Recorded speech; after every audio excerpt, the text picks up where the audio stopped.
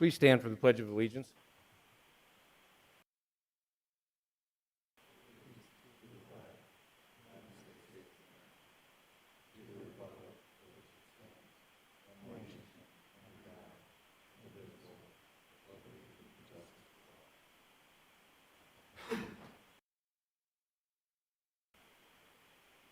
Okay, will the clerk please make note of attendance? We are aware that Council Member Bacon is running late. Okay, entertain a motion to approve the agenda. So moved. Second. Been moved and seconded. Please call the roll. Niemeyer, Aye. Hiltonburn, Aye. Wendell, Aye. Brink, Aye. Collins. Aye. Motion passes. Okay, item 5, update on the Parks Master Plan. I will give the floor to Dusty Rodick, Parks Recreation Forestry Director, and representatives from Pros Consulting. And excuse me, Dusty, just so you know, I'm comfortable with people coming up to the dais here and take their mask off so we can clearly hear. Okay. Everybody else is comfortable. Just to introduce William and Leon Younger. They're representing Pros Consulting, and they're doing our Park Master Plan. Good evening, Mayor and Council. Appreciate the opportunity to give you an update. Tonight, we just want to go over kind of the highlights of our findings to date. We're not asking for any approval or any recommendations, just sharing information from the work that we've been doing over the last 6 months. So, graphic and recreation trends, community engagement, the results of the community survey, GIS mapping, next steps, and then kind of talk about in the next couple months how we wrap this up. In the blue, everything in the blue that's up there has been completed. So we've done the site and facility review of all your parks. We've benchmarked the system against peers, and also looked at recreation sports programs within the system. We looked at levels of service standards for all of your amenities and parkland. We've done GIS maps, and we've done a community engagement needs assessment, a statistically valid survey, as well as an online survey. Looked at demographic and trends, and we've done financial planning. The area in the black is what we're working on today. We had a full time with all of your maintenance staff reviewing all the elements of their work, and then we're tomorrow working on capital development planning. So we'll be in a position to be able to come back and bring you recommendations in the next month or so. So just on demographics, just a biggest thing I'm just sharing here is this is a very active community. First of all, I forgot to say that I really enjoy your community. Your community is a very well-designed community. It's got a lot of energy and great, a lot of trees, a lot of opportunities for the community, and we've enjoyed working here and really learning your town. One of the things we look is what we call most probable index, which looks at the amount of activity that your citizens have and do beyond the 100-point line, which the 100-point line is the national average. So in areas in the above the orange line are areas that demonstrate how much play and activity is occurring here. And so when you look at this across the board, you can really see that this is a very active community, and they enjoy the amenities that are being provided either by the park system, the university, or school system. We also look at fitness and wellness, and you can see here that, again, Pilates, running and walking, weightlifting, swimming, aerobics, these are things that people are doing in your community and serve above a national average. And then also outdoor activity, which is understandable here. When we talk about outdoor adventure, backpacking, hiking, bicycling, freshwater fishing, canoeing, these things are all very strong. And I just want to share that because sometimes people said, well, we're not maybe as active as we think we are. You're definitely a very active community. When we talk about community engagement, we had over 60 people that we actually interviewed. I know all of you were in part of the interview process. We conducted 6 community focus groups. We had 16 key stakeholder interviews, And then the participants on the right, on the left were the people that we interviewed, as well as we did a full strength, weaknesses, opportunities analysis with the staff. Some emerging things that have come out of this work so far is people love your trails, they want more of it, and they would like it to be a complete system, which really is a connected system, so that they can ride pretty much freely throughout the whole community and never have to really get on or interface with traffic. They appreciate the variety of park experiences the city provides now and what is contributing to the quality of life. They recognize taking care of what you already own is a priority to them. There is a need for additional indoor recreation and aquatic space that people have talked about, and I know that there's been some history about that already, but you'll see in the survey how strongly that shows up. They'd like to activate the parks more through more programming actually on the site, outside of just sports, because sports is very strong here in terms of how the spaces are being used. They'd like to have more year-round programming. They recognize the need for additional funding for capital replacements, and they value the partnerships that you have with the university, with the school district, and sports groups. We did 2 surveys. The first one was a statistically valid survey, which follows the demographics of your community. And the goal was to get 375 households. We received 432 households, and that gave us a precision of 4.6%, plus or minus 4.6% confidence level. What that does is it helped us to recognize that if we did the survey 100 times, it would be plus or minus 4.6%. And we mailed it out to 2,800 households, so that's about little over 15% return. We also did an online survey, which was, we had 565 responses, the same survey, and really was more than what we expected. In fact, we did the Sioux Falls master plan a couple years ago for their system plan, and it was kind of interesting. You had more surveys come back than they did, which is a much larger community. But I think that, again, what we found when we you look at the survey, 997 people responded either online or the statistically valid survey. Some of the things that came out of it I think is really good and that I think says a lot about your community is the percent of the households who have visited parks and recreation operated by your government here. In the city of Brookings, 86% said they had visited a park and recreation facilities compared to a national average of 79%. In terms of residents who would rate the quality of the parks, people here in Brookings said 39% as excellent versus 29% nationally, and the percent of residents who would rate the quality of the parks they visited as excellent or good, again, 92% to 84%, which again are really strong numbers. In terms of households that have participated in park and recreation programs, 30% here, nationally it's 32%. When you look at respondents who rate the quality of recreation programs, 29% rate it as excellent. Nationally, that's 22%. And a percent of respondents who rate the quality of the recreation programs they participated in as excellent or good, 89% here, and nationally 80%. So one of the questions we really talked about, what percentage of the Parks and Recreation Forest Department program should be paid by taxes or what percent by user fees? And it's pretty telling that the public really supports, real strong tax support, either 100% or 75%, 25% fees for people with disabilities, low-income residents.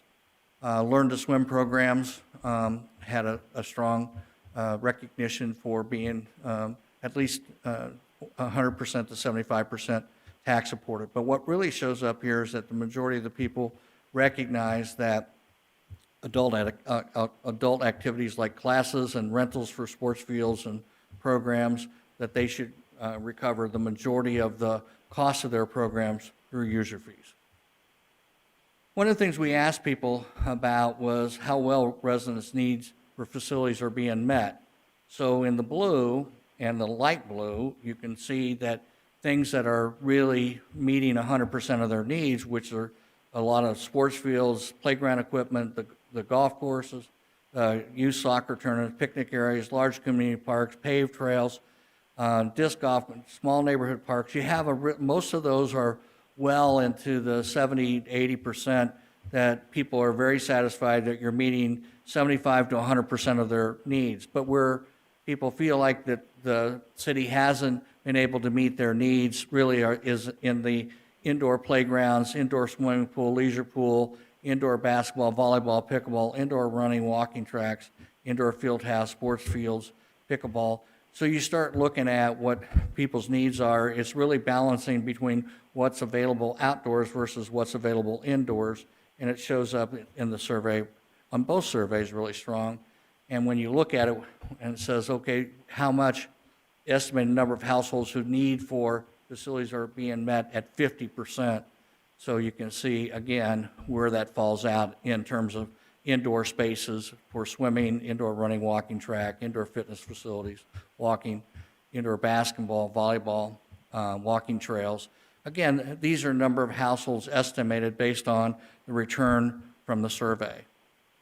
And then finally, when you combine the two together, you really see that hiking and biking trails are number one. And this follows a national, across the country, this is number one because it has the widest age segment appeal between walking, bicycling, and running, walking and hiking trails, paved bike trails, natural areas and wildlife habitats, small neighborhood parks, large community parks, and then you get into really the indoor swimming, outdoor swimming, indoor running track, indoor fitness, exercise facilities. And those are kind of really demonstrate what's most important to people, what are their second or third choices.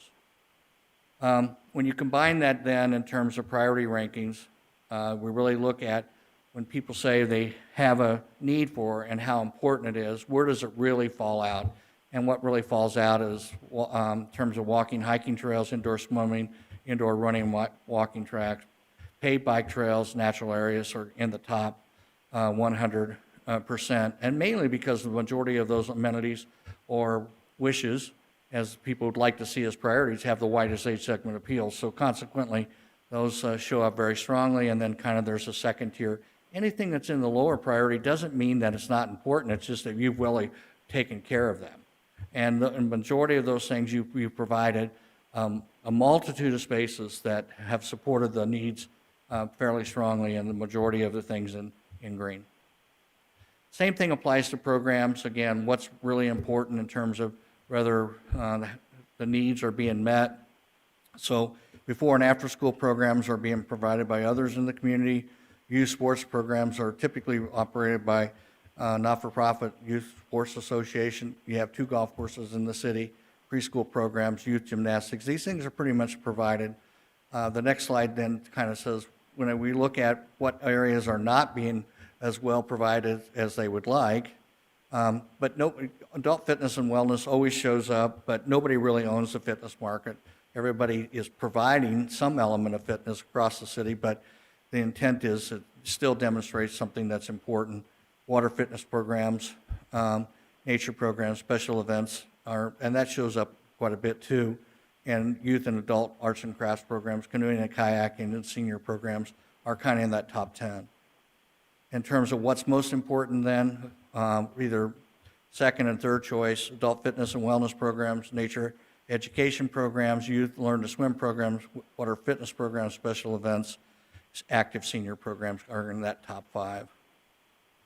And then top priorities for investment would be, again, adult fitness, wellness programs, nature programs, water fitness, special events are in the top 5. And then the next tier is that in the youth learn to swim programs, canoeing, kayaking, senior programs.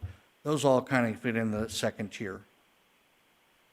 And the most important actions that the council or the city should take is improve existing paved walking and biking trails. And I said that earlier, that was important to your city, and we heard it both qualitatively and quantitatively. New trails that connect to existing trails, develop a new indoor recreation center, develop new indoor aquatic center, and then improve nature preserves, improve existing small neighborhood parks. One of the things we asked was the level of support households have for potential funding. Program user fees for recreational programs was 30%, was very supportive. Somewhat supportive was 41%, so you can kind of see 71% to not supportive, 9. Enterprise operations, which you have some in place right now, we're very supportive at 33%, or somewhat supportive was 68% versus 7% not supportive. Hotel tax, 38%, very supportive, somewhat supportive, 28. So you, again, you're right at 66% supportive, 12% not. A bond issue approved by voters would be 64% versus 14%. All this is saying is that people recognize that the value of what you're trying to provide for them and have provided for them, but also they're open to funding options to help continue to support the quality of life here. We did ask them, if you have $100, how would you break it up to fund the park system for the future? And it's pretty balanced. Develop indoor facilities was at $27.69. Second was construction of new walking and biking trails at 21%.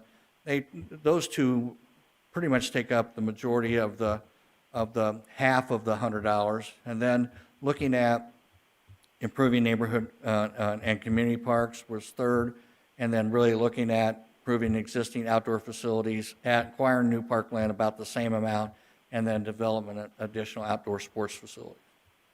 And then looking at Parks and Recreation, residents think should receive the most attention in the next 5 years. Amount of available indoor recreation space was the strongest. Connectivity of trails was second. Maintenance of parks and facilities was third. Quality and number of outdoor amenities available, of information, and about programs and services. And then really the amount of developed parkland. So you can kind of see that how strongly indoor space really is and what people are looking for. Park assessments, we finished up all the park assessments. In fact, tomorrow we're working through those with Dusty and his team. And we're really looking at each amenities and the things where they are in their life cycle, and how to really look at the future of the parks you do have. We broke those down into 3 tiers, which is critical alternatives, sustainable alternatives, and visionary alternatives. So majority of the people, as you saw in the survey, want you to take care of what you already own.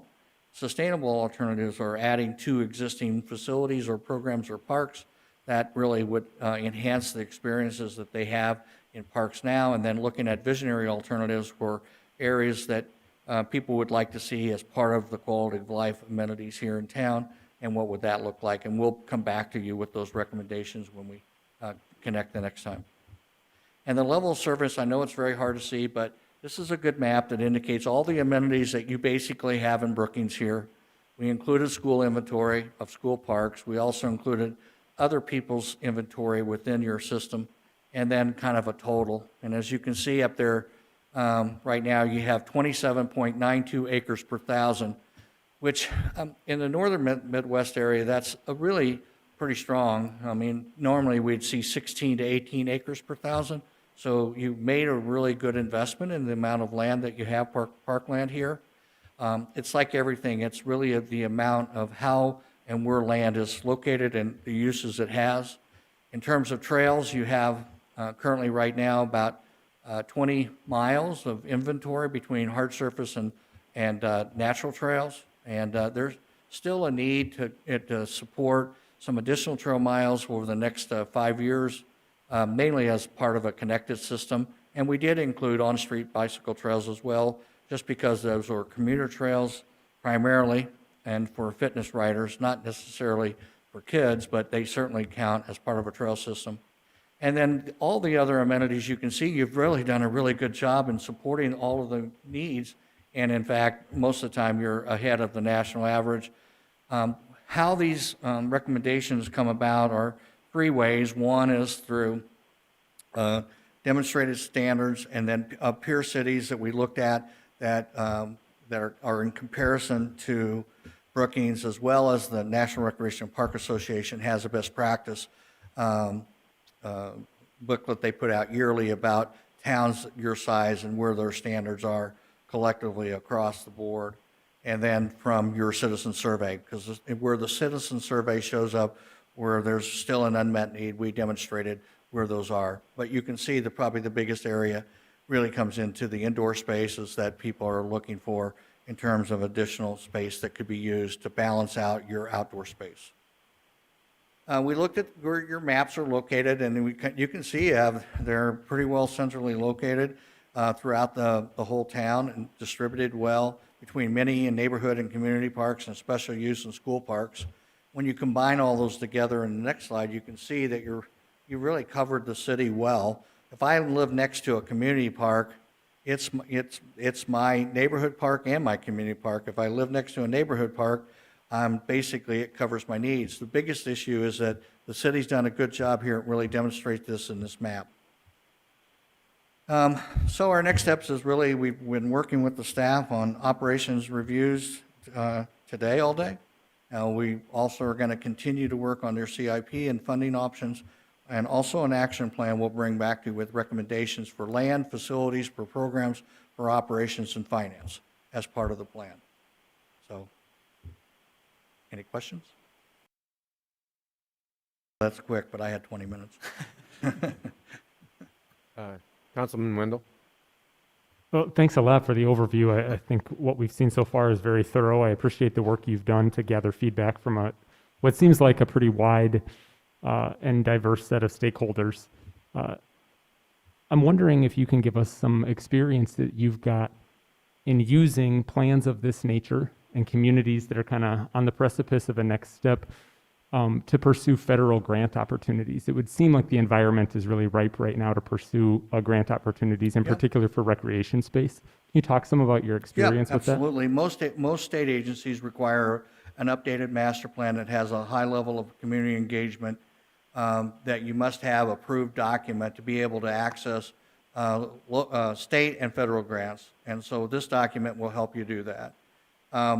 Because of the amount of dollars that are being made available really through the federal government for infrastructure, it's going to be, there's going to be a lot of planning dollars and capital dollars. It's just having yourself in a position ready to, I know the old term shovel ready, but really what it is having a plan in place of knowing what you're going to do and how quickly can you spend it to actually solve problems that have been identified by the community.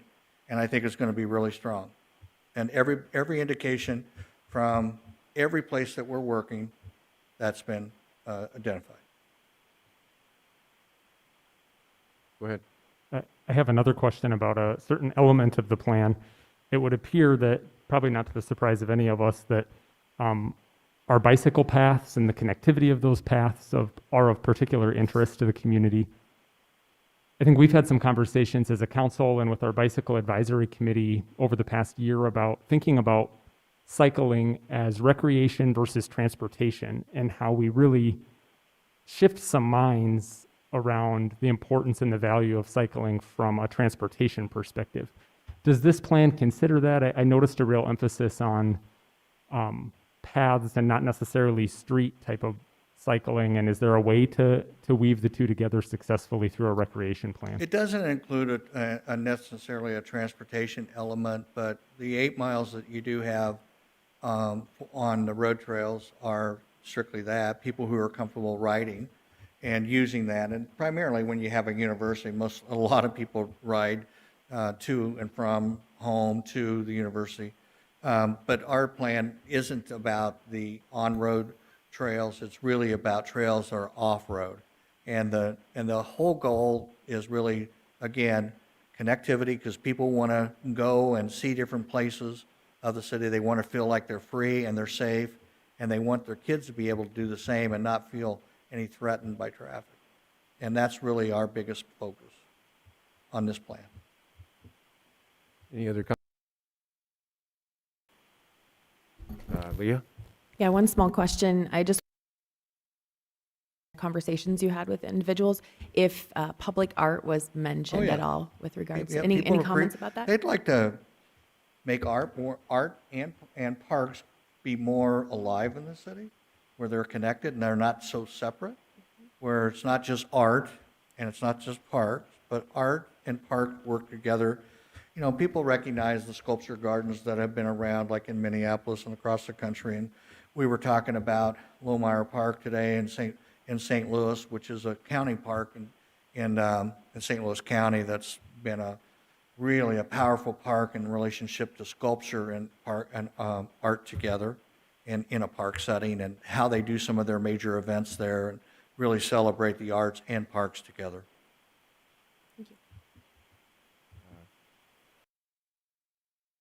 Go back to my favorite. There you go, that one. Just want to make a couple comments and ask a question here. Most communities, you'll see circles fairly touching each other to show how effective and efficient you are with serving parks in most communities. This one shows we have an abundance of parks, which I've told council and the public, you know, we have so many, about 3 times more acres than most communities with limited staff. And this shows that we really have to look at proper planning as we move forward. As we add facilities, what does that mean to our workforce? Because you have a parks director that's trying to do what he can with the resources he have, and he's doing an excellent job. At the same time, I say this, but I want to make sure we're also looking at, many times neighborhoods or new developments will come in and say, we would like a park here. And it looks like most of those newer areas are served. What about those existing neighborhoods, those low to moderate income families? Are we serving them? And It are we appears making you investments are. in those areas too? Paul, it appears you are. One of the things that those circles represent is the number of people in the circle. So one of those circles have a population base, and they're driven by population. The smaller the circles means there's more people that are there. The biggest issue is access, and in your community, you recognize where those areas are, and be able to, whether there's a park, but sometimes a park, just being a park, doesn't represent an experience. So we're always looking at what are the experiences that people need in underserved or areas that are higher in need, and what experiences do we offer them? And the wider, the stronger, the number of amenities that have the widest segment appeal. And when we look at a park, we're always looking at how many experiences can we give somebody. So there are 13 age segments that make up a recreation person's life. So a 2 to 5 year old is a age segment. So a 6 to an 8, a 9 to a 12, a 13 to 18, a 19 to 23, a 23 to 30. Those are age segments, and every age segment has different things that they're looking for in a park experience. And part of that is to look at who really benefits by the experiences. Typically, a neighborhood park is built around a 1 hour experience or less. They usually don't have parking or restrooms, but community parks have a 2 to 3 hour experience. They have restrooms and parking and security lighting and everything else that goes with it. So you really have to look at where are those larger parks in relationship to populations that may feel not underrepresented, to make sure that they have experiences that match up with other parts of where there are larger parks that have those. And that will come out tomorrow when we're working in on our strategies for capital. That answer the question? Yeah, I think utilizing GIS, census data, and all those other key data points will really help sculpt what's Right. needed in this community. Okay. Anybody else have any questions? How? Actually for Paul. Can you walk us through what our next steps are for this plan? Yeah, so these guys will spend more time here tomorrow, and then, of course, they'll be coming back, from what I understand, later this summer with the finalized plan before council and the park board. They presented this to the park board last week. And so we still have another meeting, and then beyond that, of course, it'll be part of our capital improvement plan as well as we look forward to the future. We anticipate being back here twice. One is to present all the recommendations, to get your blessing on that, and then come back for the final report. And that'll all be done in the next 2 months, 2.5 months.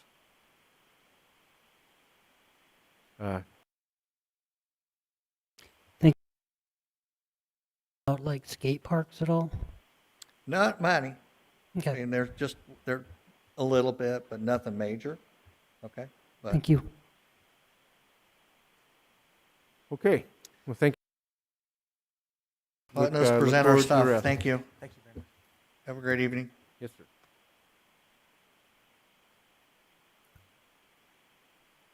Okay, item 6, discussion on medical marijuana.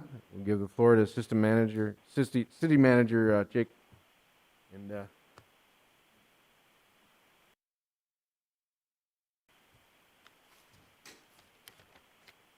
Good evening, Mayor, members of the council. We'll just go over a quick overview of this topic and then turn it over for more detailed discussion. So initiated Measure 20 in 2020 and did allow for the implementation of medicinal marijuana per the votes of the state of South Dakota, the registered voters here. So item 26, as it pertains to the local government, really allows a local government to regulate medical cannabis establishments through zoning and licensing. At this time, a local government is believed to mean a city as well as a county. It may also include townships, but that is still up for legal interpretation at this point. So the key phrase there is these medical cannabis establishments, and that really covers 4 different uses. You have your cultivation facility, which is your growing operation. You have a cannabis testing facility, which is primarily looking at potency, pesticides, pathogens, things of that nature. Cannabis product manufacturing, which is going to be your marijuana-infused products, whether that be candies, gummies, sodas, things of that nature. And then lastly is the dispensary, which most are probably most familiar with, which is your retail component where you're actually selling the medicinal marijuana to those dedicated card holders. So as aforementioned, the city really has 2 primary ways to regulate medical marijuana, the first of those being licensing. So they can require, as a city, you can require a medical cannabis establishment to obtain a local license, permit, and registration. As part of that, the local government may also charge a reasonable fee for each of those activities as well. The other way that the city may regulate the implementation of medicinal marijuana is through zoning and those related regulations that include the time, place, manner of operation of those establishments, as well as the number of medical cannabis establishments. A little bit more detail on the number of the, regulating the number of the medical cannabis establishments. So the city of Brookings could regulate down to an allowable number of 0 establishments as it pertains to the cultivation facilities, the cannabis testing facility, and the cannabis product manufacturing facility. In simple terms, the city could prohibit those types of uses within our boundaries if the council so chose. What IM 26 doesn't allow is a local government to set the allowable number to 0 for dispensaries. So there is not the ability to prohibit dispensaries from operating within the city boundaries. Now, there is some debate yet among the legal teams of, can you set an allowable number at all? Can you set it to 5, for example? There is no clear-cut answer on that, and that's likely a decision that will be made in the courts at some point in time. So with that as a very quick and high-level overview, this kind of gets us to where we are now in terms of key dates and our next steps. So a couple of key dates to remember. So July 1st, 2021, that's when Initiated Measure 26 actually goes into effect here. October 29th, 2021, that's the timeline that the state of South Dakota has to create their rules that govern the regulations and such for medicinal marijuana at the state level. So those are the 2 key dates where we're at right now. The immediate action that staff will bring forward for city council consideration in the future is going to be an ordinance denying local applications until the state creates those rules. So as we can see, the state has until October 29th to create those rules. Depending on their level of motivation, they may create those sooner, but we do know for a fact that by the 29th, those rules will have to be in place. To accomplish that, we would take that ordinance that would deny those local applications to the June Planning Commission meeting, and then there would be 2 readings at the June City Council, and it would be an emergency ordinance, so it would go into effect upon publication. Given that all of that effort is successful, staff would then turn their attention to the licensing and zoning ordinances, which again make their way through our local legislative process to ultimately be adopted by City Council. With that, I would entertain any questions at this time. Otherwise, I'll turn it over to Steve to talk in more depth about licensing. Thanks, Jake. I thought I might just read the purpose in our current draft licensing ordinance, just to kind of get the focus of what is the purpose of licensing. And again, this is subject to refinement. This is an early draft of the proposed licensing of the 4 types of establishments that might occur in Brookings. So one of the objectives is to protect the public health and safety through reasonable limitations on medical cannabis dispensaries and the other establishments as they relate to neighborhood and patient safety, security for medical cannabis dispensaries, and their personnel and other health and safety concerns. So that's, a pretty broad objective of one aspect of the licensing. We want to have all of the reasonable guidelines in place that we can impose locally in conjunction with the fairly comprehensive 95 sections of state law that are part of the IM 26 initiative. So there still is, I think, a substantial area of local concern. And of course, the city has numerous regulations that apply in conjunction with state laws so that we can comprehensively address an area of concern, and that's worthy of really the localized rules and regulations for everyone's well-being. And the other aspect of licensing, of course, would be to establish reasonable fees for the licenses so that we can cover our costs in terms of trying to do the best job that we can in protecting the public, but meanwhile affording the public the opportunity to utilize the products that are permitted under this statute or set of statutes. One of the other considerations that we're working on right now is to address the number in the licensing. That's a key component because we really have never licensed this activity before. And so the number, of course, for each community is a challenging question. How many are appropriate? There's a lot of anecdotal opinions out there about other states that have allowed medical marijuana as well as recreational. And by the way, we're focusing at the present time on the medical marijuana component. The recreational marijuana usage will also follow this in terms of the same types of analysis that will apply to this subject area. But this focus is really on dispensaries, testing facilities, the possible cultivation and manufacturing of the medical products based on cannabis. So the number will be a key component. We'll have discussions about that, and we'll try to share what we're learning from other communities. We have some meetings scheduled, or we're conversing now, and we will have meetings with other communities, particularly in the eastern part of the state, just because we regularly correspond. So we'll see what Yankton is doing, what Mitchell are doing with respect to both the zoning aspect and the licensing. And with respect to licensing, if we step back for a minute from the cannabis aspect, when we think about licensing, we're pretty experienced with respect to what's involved in the licensing because we have many different types of licensing ordinances. So we will develop for the council to consider a comprehensive set of guidelines which probably make a lot of sense in terms of identifying who in the community would be able to provide the services, where they can be provided, the manner in which those facilities can be operated, the fees that are appropriate, the security that's necessary for the public as well as the patients and the facilities. And so our licensing ordinance in its present form is pretty comprehensive and addresses a number of those issues.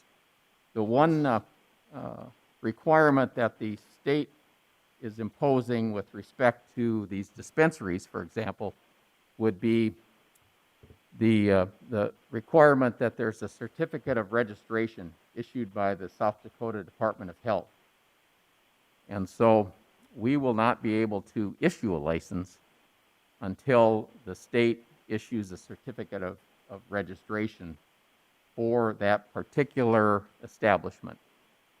And I'm certain that the certificate of registration would be linked to the rules or regulations that the Department of Health is anticipating providing they'll work together. And so until those rules are promulgated by the Department of Health, I don't think we'll see any certificate of registration coming from Department of Health. And again, that date, as Jake has mentioned, is October 29th would be the deadline to have those in place.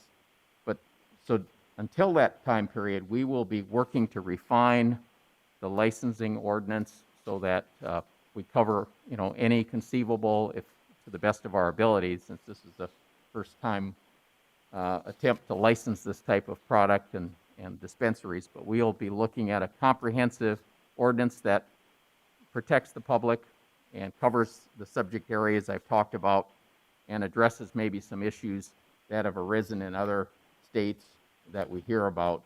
We'll be conversing quite a bit with respect to the licensing with other city attorneys, and certainly counties are also involved in the licensing aspect. And we'll be presenting then to you a comprehensive proposed ordinance for review, which probably will be submitted to you before we really have the final end product ready for adoption, because we think we'll do that before we have the final Department of Health rules promulgated. But we're making good progress with respect to the licensing. So that's kind of an overview of what we're doing right now. Our ordinance, at this point in a rough draft form, has 40 sections to it. We hope to kind of reduce that to a palatable number where we think that we're not imposing too many rules that are really not going to be helpful. And so we have to do some refinement to kind of trim this back and make it work here at Brookings. And then, of course, the zoning aspect of this will go along with the licensing part. And that is equally as important, the location as opposed to the licensing. So that's the status report of what we're doing with licensing.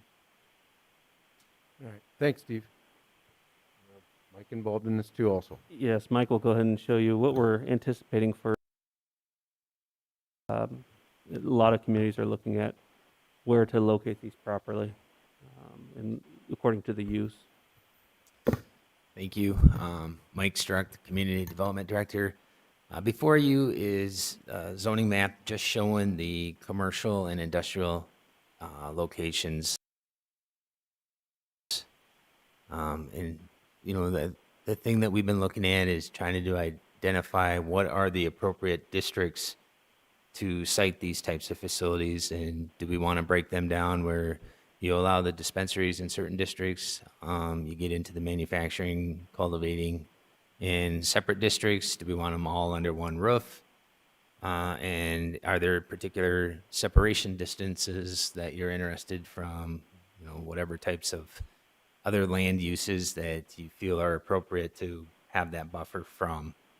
We are seeing, in some other communities, they identify a certain distance from, the traditional schools, churches, things of that nature.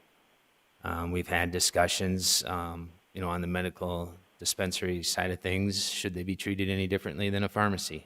And our pharmacies are allowed in every zoning district, every business zone district within city limits. And so we just wanted to kind of visually show you kind of where some of our commercial industrial areas are, and we can certainly go through and zoom in on certain areas and talk to you about them. For instance, if we were to zoom in on the central business district, the B1 district, that's the yellow area here. What would that look like if we allowed establishments in that area, or if we wanted to not allow them? Then you eliminate that area. And then you look at it from a community, how does that look? If there's concern about proximity to residential neighborhoods, we have 2 commercial zoning districts that are neighborhood-focused commercial districts, the RB4 and the B2A. So if we were to eliminate, the B2A areas, they're primarily located along 22nd Avenue near our hospital and our medical clinics. If we look at eliminating the RB4 areas, it's kind of this little reddish purplish color there. Our larger areas are along Main Avenue South.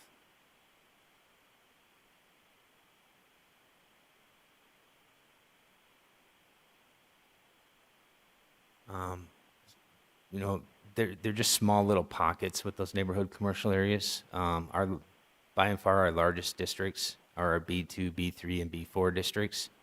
The B2 is traditionally seen along 6th Street and some along 22nd Avenue. You know, if you think of Hy-Vee, Lewis Drug, Sanford, those particular areas. If we were to take those out, that eliminates some of the areas along our main commercial corridors. The B3 covers quite a bit of area. It's kind of the orange color along Main Avenue South and the Highway 14 bypass, a little bit along 6th Street east of the interstate. And then our B4 is really our highway commercial, and you just think pretty much between the interstate and 22nd Avenue along 6th Street. It's the red areas. There's a few other pockets around the community as well, but that's predominantly where it is. And then our B5, we really only have 2 parcels in the city limits that are zone B5. That was originally intended to be the location of the research park east of the interstate, and things have changed, and so there's a couple of businesses that got in under the B5 zoning. The darker green areas are planned development districts, and they have underlying zoning districts. But one of the things to keep in mind there is a lot of times with the planned development, we're looking at mixture of uses. So if we start looking at separation distance between the commercial and the residential, you could potentially eliminate any planned development district. So there's some thought that would need to be considered there. If we're looking at, you know, a larger scale type operation where you're getting into the manufacturing side of things, the cultivation side of things, traditionally those are located within industrial parks. And so you think along the interstate, the I-1, the light industry is something that it would certainly fit within. That's kind of the brown color. If we look at eliminating that, there's quite a few sites and locations within the community that would be eliminated there. The I-1R is very similar to the I-1 district. It's just got a little bit more enhanced aesthetics and landscaping requirements, but that's also right along the interstate as well. And you know, maybe it's not unique, but one of the most interesting parts when you look at the zoning of Brookings is our most intensive industrial district is located in a fairly high density area, being the I-2, and that's located downtown. And so if that's an area that you would like to not allow those types of uses in, you know, that's that greenish blue area here. So this just kind of visually shows, you know, as we're looking at the siting of these types of establishments, you know, where's the appropriate location for them within the community, and then things to consider is, you know, different buffer distances between certain types of uses or even additional establishments. So is there anything in particular you'd like to zoom in a little bit more on the map for clarification? Councilman Nick? I just wanted to clarify, as we approach zoning, we can consider dispensaries separately from cultivation in terms of where we would allow certain activities to take place in certain districts? You certainly could. I think the way we would view the dispensaries is really like a retail type operation, which would fit, you know, well within the B1, B2, B3, B4, and B5. You start to get a little bit more restrictive with the B2A and the RB4 type districts because they're more considered neighborhood commercial districts. And then you can let, you know, with some of the other uses, we limit the size of the facilities that could be located in one of those. You know, just something that comes to mind is in a B2A district, you can have a coffee house, but you're limited to 1,000 square feet of gross floor area. So you limit the size of the actual building that could be located there. So there's things you could do like that. As a follow-up, Go ahead, Nick. I'm sorry. Would you say that I'm not overly familiar with this industry, so I'm thinking about who some of our proprietors might be. If you're opening a retail storefront as a dispensary, are most of our operators also going to be handling the cultivation side of it, the creation of the product side of it? And would they be wanting to do both of those things in the same facility, or are we going to be looking at the same proprietor wanting to operate two different arms of the process in two different districts in our community? That's some of the investigation that we still have yet to do. I've reached out to some of the Colorado towns, some of our peer Colorado towns, and haven't heard back from them. But what we have heard is, especially with the growing operations, that it is more intensive, especially from a sanitary sewer system. So we might have to look at industrial areas. But what we'll do is we'll make sure and communicate with this Colorado town so we fully understand the industry. I got some questions too, but Holly, you've got some? Councilman Wendell's question. Most of us know right now the only thing that's being considered is medicinal and not recreational. The state is still working through a process with that. So as we go through the process of regulating this industry, would we potentially be able to regulate medicinal distribution in a different way than we would recreational distribution, and maybe have different standards for those two things? I think because there's a lot of relatively unknowns, you could certainly try and go down that route, but we've been kind of taking the approach that you start with the medicinal and that the recreational will be following suit, and those medicinal operations are going to be up and operational first and are probably best suited to handle the recreational side of things. So you almost have to kind of approach it from the perspective is they're going to be one and the same in the long run. Most of the professionals we've spoken to across the nation and in the state have told us that imagine that wherever you're going to put medical, you're going to have recreational if it gets passed. Another follow-up to that, I guess, also kind of along with what Councilman Wendell was discussing, could we potentially regulate if somebody just wanted to have a dispensary versus if they wanted to have a dispensary and a area of cultivation? Could we regulate those separately too and say, if you wanted to do a cultivation facility with a dispensary in the front of the building, you'd still have to do that in the industrial district, versus if you were just going to have a dispensary, you could do it in one of the business districts? You could do, you would have the ability to regulate the separation of uses, and we do, do that currently through our zoning. And there may be some entrepreneurs that decide to, that their business model is something that they want to pursue, where it's kind of a one-stop shop where they start to finish there under one roof. And so the question would be is do we want to allow that in our community? And if so, then that might be something where you would look at a more intensive zoning district. Our B3 and our I1 districts are virtually identical in the types of uses. The one thing that's a little bit unique about our industrial districts is we try and limit the retail aspect within our industrial districts. We try to prevent that the additional traffic that would be generated in the industrial parks from a retail type operation, and so that's something that we'd have to look at and consider.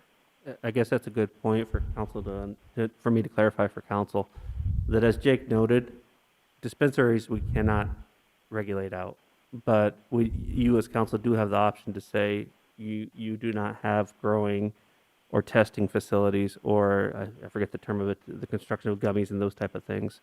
But right now, as staff, we're looking to bring you forward a zoning that allows for dispensaries in commercial areas, and then probably growing operations in industrial areas. Have it separate, allow everything, but in separate uses, unless you as council guide us a different direction. But at the same time, we're still going to do some of that research to understand how they work together.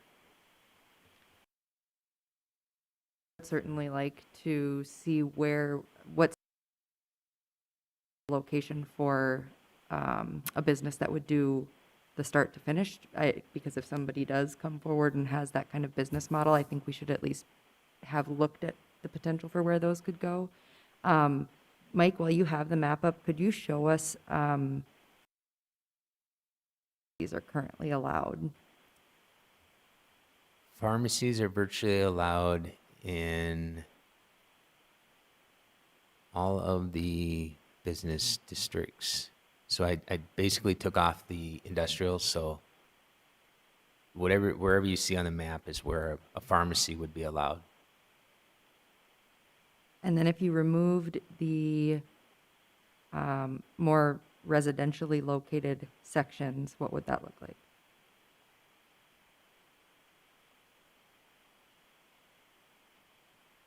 Thank you.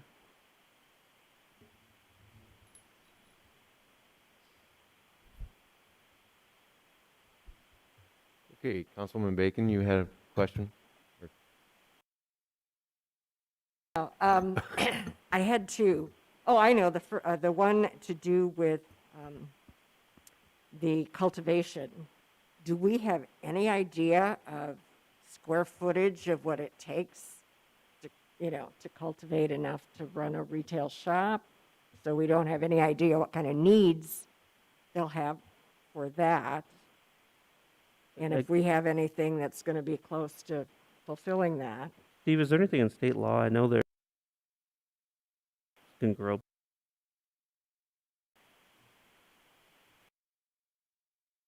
Under IM 26 with respect to size of facilities. My other question was, I think you referenced it a little bit in your comments, that you have or are reaching out to Colorado and the other states that have been doing it for a few years now, so that maybe we can avoid some of their pits and be able to hopefully do a smoother transition.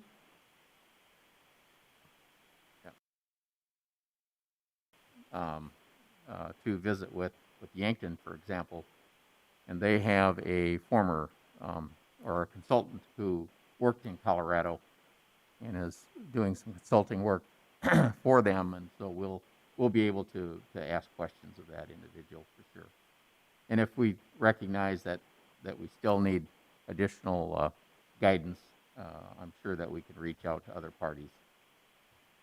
As staff, we reached out to our peer college towns in Colorado.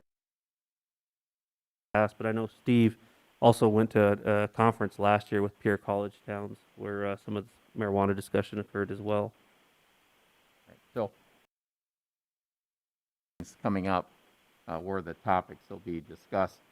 And I think, at this point in time, we know a lot more because we've really been delving into the specifics of IM 26, whereas a year ago, we saw it coming, but we just didn't have the experience of drafting and thinking through these things. And so there is more to be learned, but there are going to be venues to obtain good quality information, I believe. Councilman Brink? I had a question for you. The retail element of this. I know we have a roll and smoke business in town right now. What is the zoning on that? That is B4. That would be up here in the red area. Okay. And we were talking about this earlier today. A retail type dispensary operation, if it were to locate within a B4 area out kind of our highway business oriented, it's probably going to be located in a strip mall of some sort, just because the B4 is a pretty restrictive district in that it requires a minimum of 40,000 square feet for the lot area. So it's a large land area from a commercial perspective.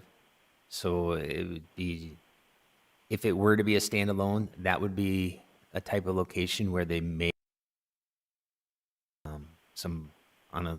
depending on the scale, cultivation, manufacturing, and dispensing all in one location.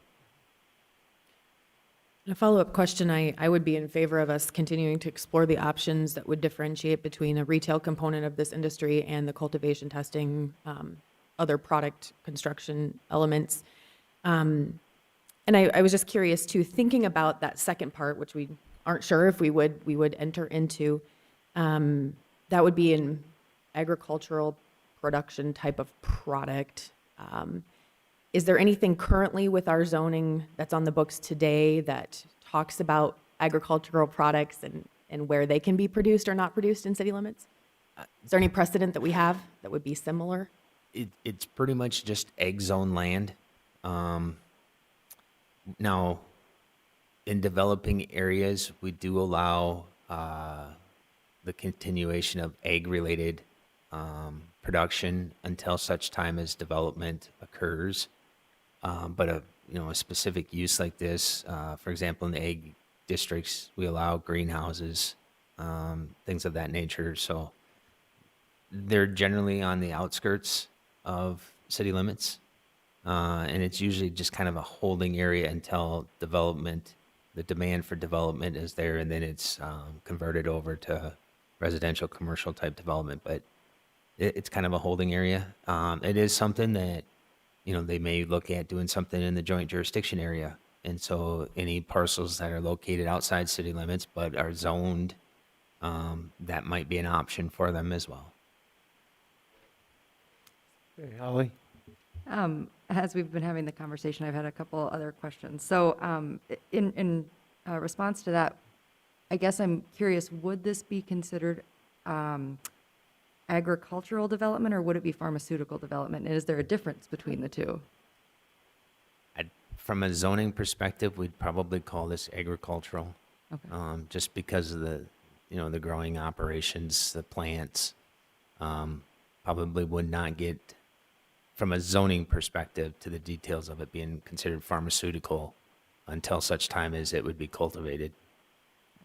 The other question I have is in the draft ordinance that was presented in the packet, there is a section that says, it would be not within 1,000 feet of a school or within 250 feet of a public park. As we saw in an earlier presentation, we have a lot of public parks.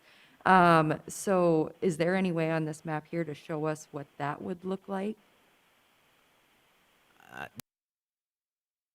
This map, but we could certainly the buffer zones and then get that back to you. Yeah, I think that would be great. And also maybe if we had an understanding of, once we put all of those barriers on there, how much retail, commercial space is available in those zones, I think that would be helpful. I think it would be safe to say is you're going to primarily be looking at areas along the interstate, just because Rotary Park and such. Larson Park is going to eliminate some areas. The golf course would eliminate areas. As you move westward into the community, we'd have to do the buffer distance, but you're going to lose some areas along 6th Street because of Hillcrest and Pioneer Park, the Veterans Memorial Parkway as well. And then as you're going down Main Avenue South, we do have some various parks like the Dog Park, McClemens Park. We've got Arrowhead and Indian Hills Parks.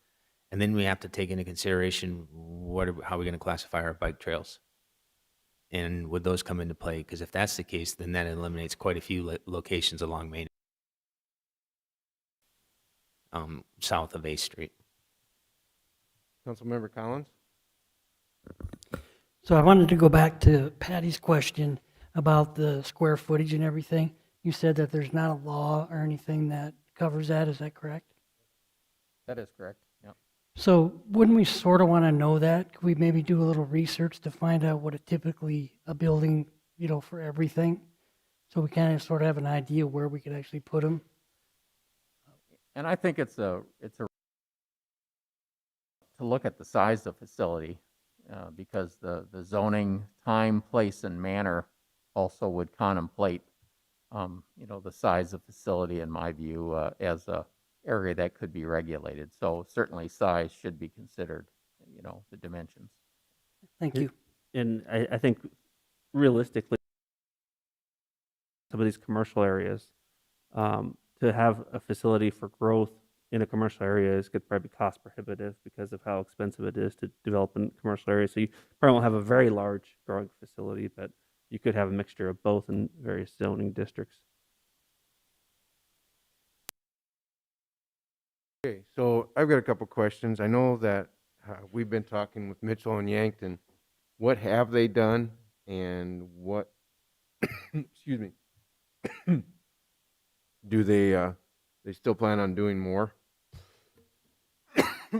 I can say, with respect to Yankton, they have really pursued the kind of the same approach as the city of Brookings, or as our staff has been doing, which is to look at what would be involved in regulating or licensing the facility. So they provided us with a copy, as we did to them, of a proposed licensing ordinance.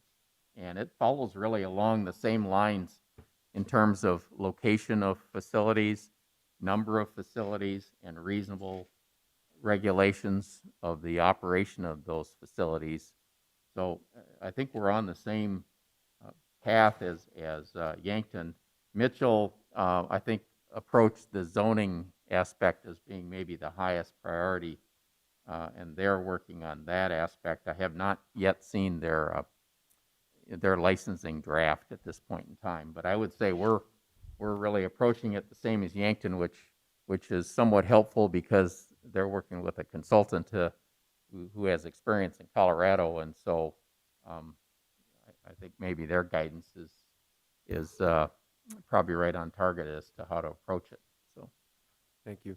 Okay, and so then maybe Jake or Mike, you might be able to help me out on this one. What is the square footage of a typical dispensary?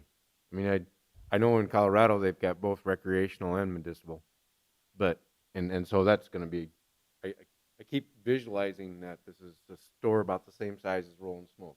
That's what I'm expecting, where they'll have trays out there saying, well, you got gummies here, you got brownies over here, that kind of thing. I don't know anything about this, that, and then Mike, or I should say, in order to, and maybe we don't have these answers, but in order to purchase products at these dispensaries, they're obviously going to have a doctor's prescription. I mean, how does that work? I can comment, and really almost all of those components are in IM 26 as state statutes.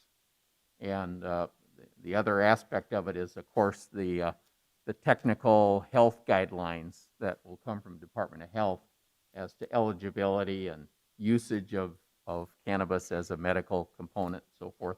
But really, in terms of the manner in which it's sold and who can enter a facility or a establishment, the state statute really has 95 sections that address a lot of that guidance. And so our licensing will be filling in the gaps where that IM 26 set of statutes, 95 rules, perhaps leave areas that are really not addressed. And so I feel fairly comfortable that really the state has, or at least through IM 26, it appears that the research that was done by the initiators of the measure, is pretty comprehensive and addresses areas of concern, which would be public health and safety. Those issues are covered by IM 26, even though it's part of an initiated measure, not adopted by the legislature. They still address those areas of concern, which is good. I think Mayor Niemeyer and Councilmember Collins, to get footage is, we don't know. I think it's really up to each individual business model, because we've got some retail stores in this community that they really don't have large footprints, but they're able to turn over their product fairly quickly, and whatever they have in their quote unquote storage areas to bring back out to the floor. And so it all depends on their business model, really. From the zoning perspective, I have seen a draft of what Mitchell is doing. They're basically allowing all the 4 main types of establishments all in the same zoning districts. So they're not looking at creating a separation of the different types of establishments by different zones. They just allow them in all of them. The areas that they are keeping them out of is strictly keeping them out of like their residential zoned areas, their park zoned areas. And I think out of some of their institutional public lands, even out of their neighborhood shopping areas, conservation districts, planned unit development districts, and urban development districts. So they're allowing them primarily in their highway orientated, their transportation, warehousing, commercial districts, and their industrial districts is where they're allowing the uses. That's in Okay. their draft. Thank you. Is there, I'll just summarize real quick. So moving forward, what staff is bringing an ordinance to Planning Commission at the next Planning Commission meeting, which is June 1st. That ordinance will then come to City Council in June, and that's going to be just the stopgap measure to make sure we have something in place for July 1 until the state creates their legislation. At the same time, simultaneously, staff will be working on the zoning, as we talked about tonight, and locating everything within the community of Brookings. One thing I would ask, Mike, if you could make sure that GIS layer is available to the public and to council so they can play with it. Moving forward also, we'll also propose within that zoning and regulation the quantity of facilities too. We'll limit it to a number, 4 or 5, whatever that is, but that's something that council can adjust as we bring that forward to you as well. And then distancing between facilities is something also we're looking at doing.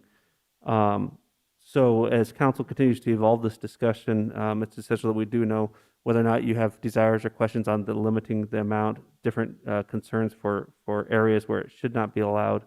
But at the same time, staff will also be working on the permitting process, as Steve commented on today, all while working with the state and the various communities and other communities in Colorado, trying to find out that answer on the start to finish process as well.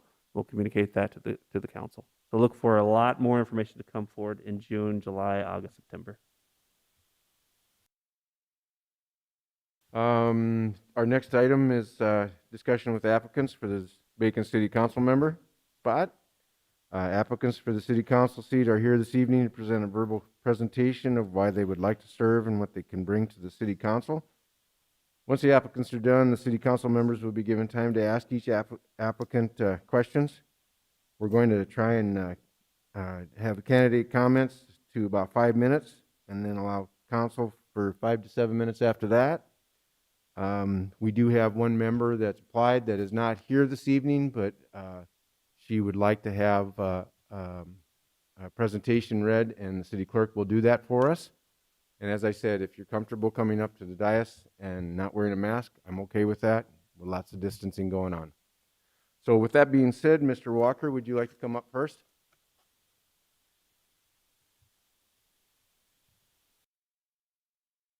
Thank you.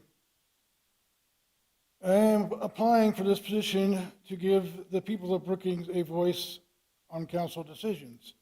It seems to me that Brookings citizens' interests need to be put above those of SDSU.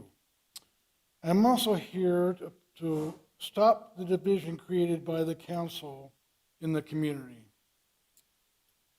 I would like to put more emphasis on essential services for all citizens, like street maintenance, above the amenities that benefit only a few, like the bike trails that we are being discussed earlier, and the electric vehicle charging station that we've had debates on. Regarding the bike trails, Mr. Wendell was looking towards more of a transportation usage rather than recreational. And I really don't think that that is feasible considering the climate that we live in. How many people do you actually think are going to ride their bike to work in between October and, say, March or April, when the average temperature is 20 degrees outside? Also, you would need to maintain those courses for the trails for those people to be able to get back and forth to work. If they're covered in snow, they can't be used. Judging by the survey that you said, there is a big interest in the bike trails as far as the recreation. But again, it seems to me that according to the survey, the bike trails that you're considering are on the north end of town, mostly for SDSU, not the regular citizens of Brookings, who obviously use the streets every day to transportate back and forth to work. Also, I would like to see an end to the endless hypocrisy that has been going on lately in the city council. Firstly, you allowed the BLM march to happen when your current ordinance that was in place at the time did not allow all gatherings over 50 people. The ordinance specifically stated that all gatherings over 50 people were banned. You even had council members participate in that march. Then there was the closure of the swimming pool because you felt it would be too costly to maintain the cleaning standards that you set for COVID, but you wanted the businesses to have to uphold those standards and if they wanted to stay open. You know, that's hypocritical. You can't afford to do it, but you expect everybody else to do it. There were multiple violations of the mask mandate by council members. You passed the discriminating ordinances allowing some workers to become unmasked while allowing others not have to wear them. There was also an issue with the gas and more situation where on the city council meeting on the 23rd of March, they applied for a liquor license and a video lottery to expand their business. There were some objections from the neighboring church saying it would be detrimental to the children and the families that attend the church for whatever reason that was. So you denied them the opportunity to expand their business. Then a month later, the Brookings Cubs applied for a liquor license to sell beer at the Bob Sheldon Field. Again, in an atmosphere filled with families and children. So you don't allow it here, but you do allow it here. To me, that's hypocrisy. Also, we have, since the beginning of all this COVID thing, you have stated time and time again that you are just following the CDC guidelines. Well, the CDC's new guidelines have said that fully vaccinated people no longer need to wear masks. So to me, that would have been the hallelujah moment. We made it, we did it so far. We got where we wanted to be. Nothing from you on announcing that fact. You seem to continue to want people to wear their mask, whether the CDC advises it or not. Then there are the COVID thresholds. At the last city council meeting, when Mr. Brasino did an update, he neglected to say that all the thresholds have been met to advance to our final green light stage of return to the new normal. They have been set for a couple of weeks now, obviously, maybe longer. Isn't that the goal, to get to the new normal? Why are we omitting that fact? Why are we not notifying the public that these standards have been met? When in fact, they were met in February, but you guys made up a bunch of false data that said that they weren't. This is another thing, these time comments. You actually say that you want to hear from the public, yet you only allow 3 minutes for people to come up here and make their case. It's not like we have a line of people standing out the door waiting to testify. You should allow people to voice their full opinion. I'm going to get cut off here just now.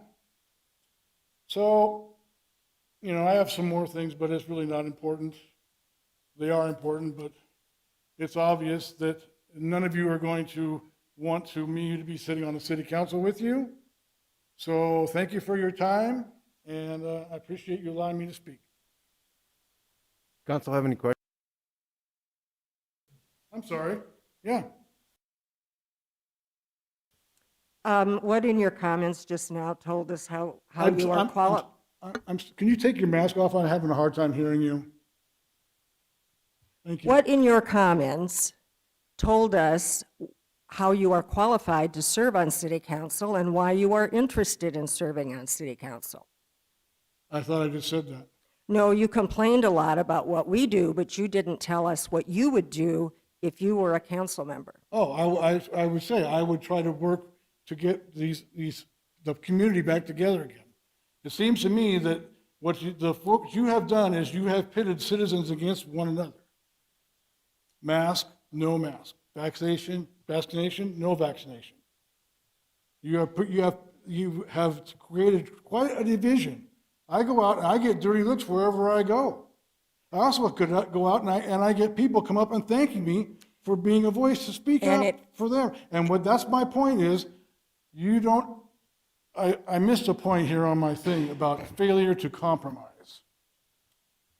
During this whole process, Councilmember Brink has offered compromises to the ordinances that were presented to you guys to vote on. You guys shot her down every time. You wouldn't give her a leg to stand on. She was trying to come meet some middle ground so we could all come together and work as a community to overcome this virus. You didn't allow it. You continued to push and push and push. It was your way or no way. So I would work, hopefully, to add another voice to that side of the equation. Thank you. Any other questions or comments? Thank you, Mr. Walker. Mr. Nate Holden.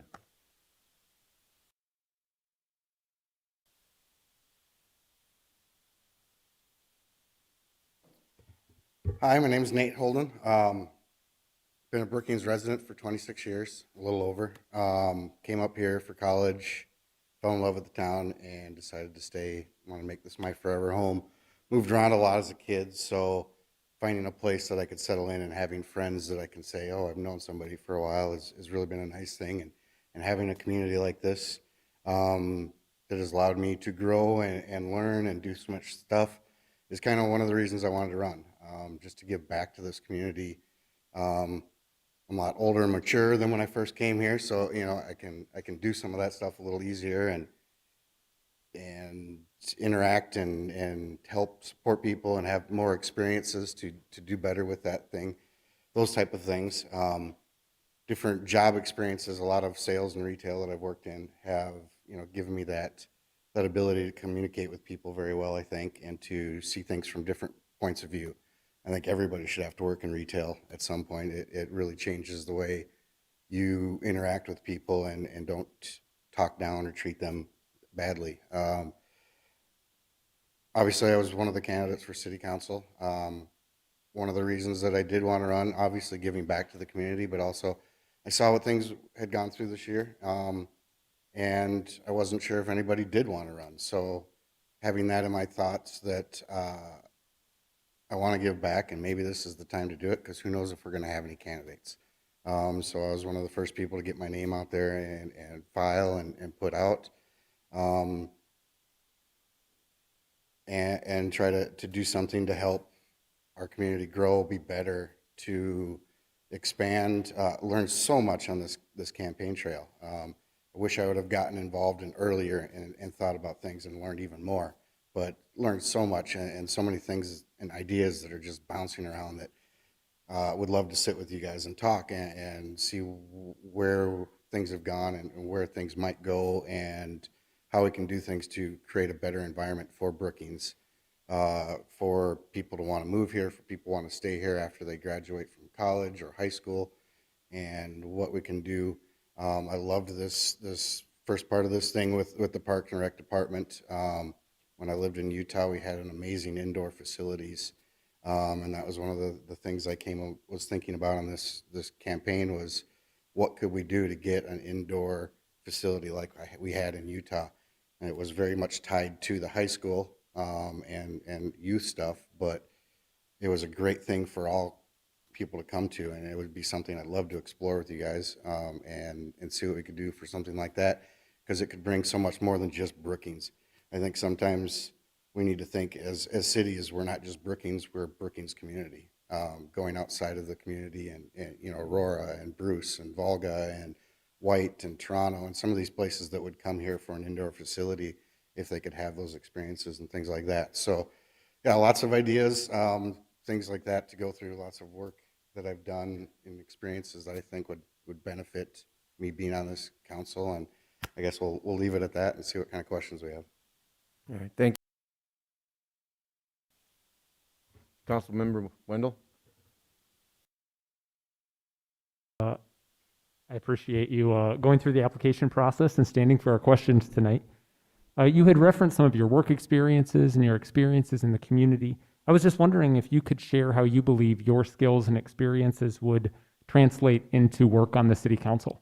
A lot of different managerial and supervisorial roles that I've done through the years have kind of, again, with the sales and the service and stuff and how you deal with people. I think city council, not only are you dealing with the public, but you're dealing with different branches of our government and how you're going to have to deal with this group and this group, and being able to read people and being able to figure out a way to communicate effectively with them to not just show that you care, but that you understand, that you're willing to try to do something, that you're not just brushing them off. I mean, you've got to have that sense to make them feel like they're doing a good job and they want to do better for what they do as part of the city government as well. I think I have a very strong ability to relate to people and to help maybe even bridge gaps if they're having difficulties with another city council member, is maybe, hey, if we look at it this way, you know, things like that, to get everybody more on the same page, to be able to, for lack of not hurt somebody's feelings, I don't know, you know, try to do something that's going to make everybody happy with the way the outcome comes out. Councilman?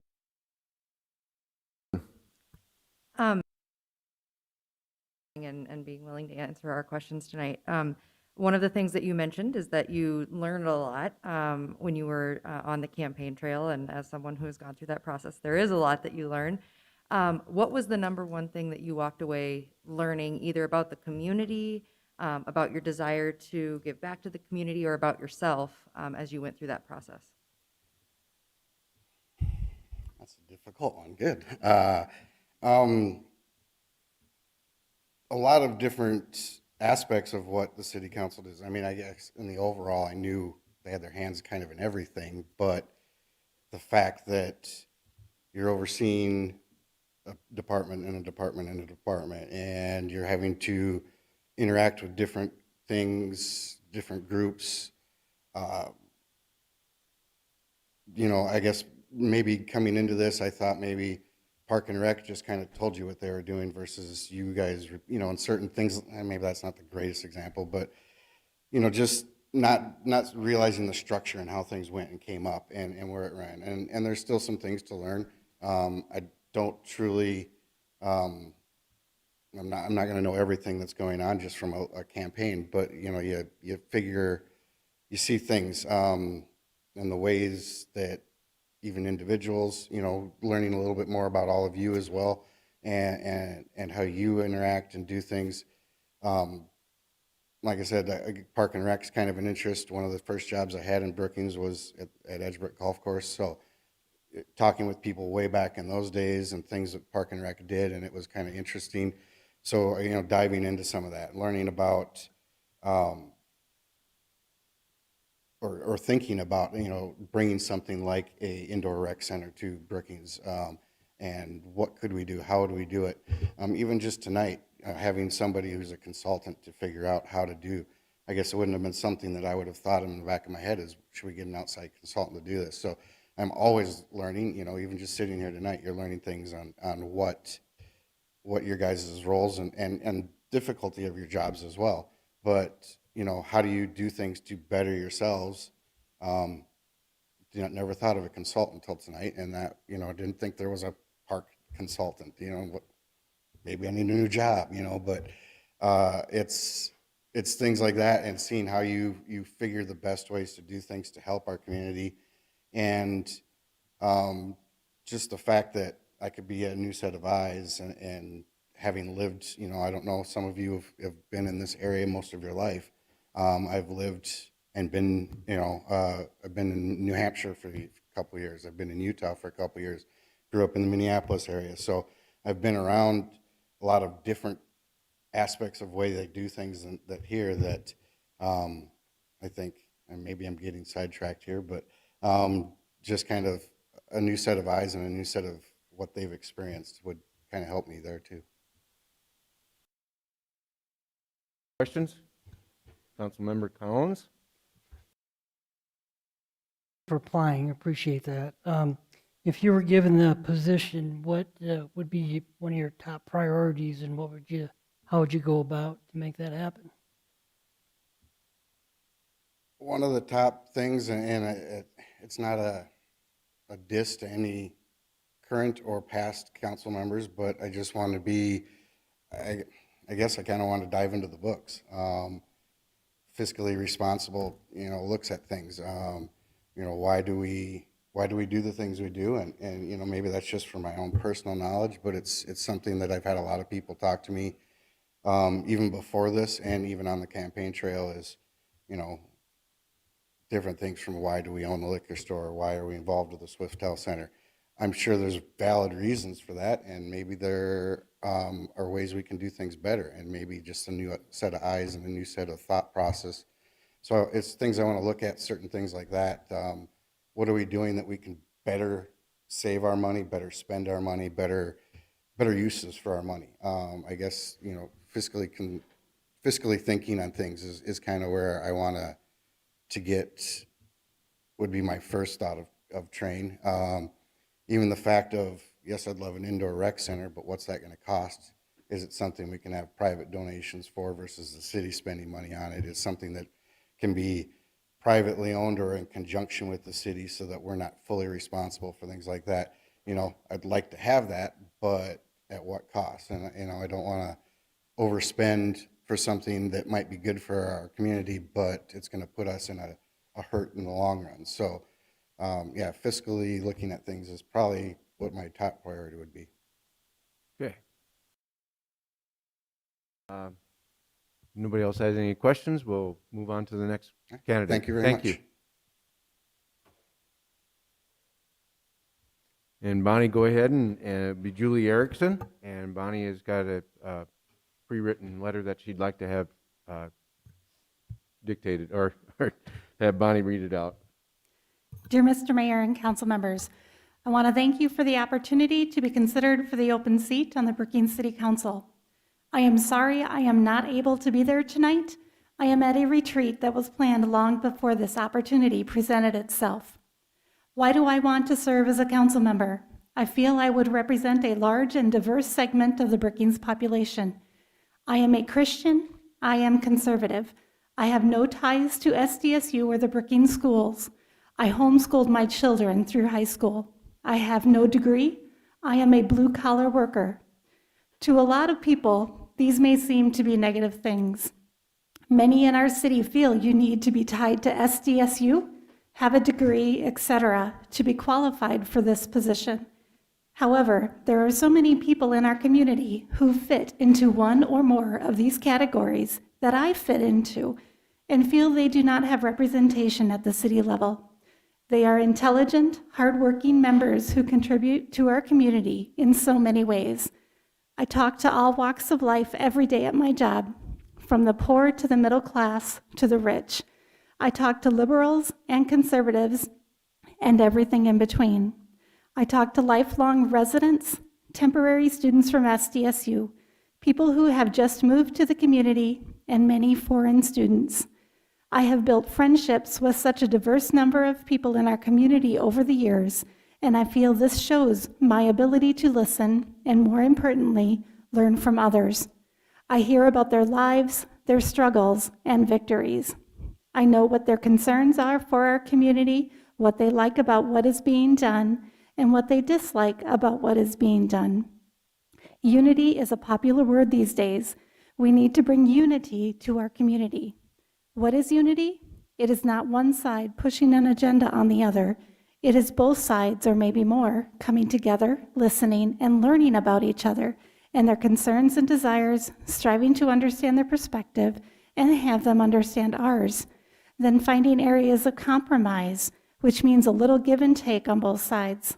This is an ability our country and community seems to have lost, and it was truly highlighted this last year. If I am appointed to this position, that is my goal, to truly hear others and work toward resolutions that benefit all citizens in our community. If the City Council truly wants to serve the whole community of Brookings, we need to have a diverse council from many different walks of life and many different experiences to truly make it representative of our community so that it can best represent all members in our community. I feel I bring a unique set of experiences and abilities that represent many people in our community who probably have not had representation on the City Council in the past. My experiences and interactions with such a unique and diverse number of people in the community make me a well-suited person for this position to help our community move beyond the struggles of the last year and toward a bright future. Thank you for your consideration, Julie Erickson. Okay. Our next candidate is Brianna Dorn.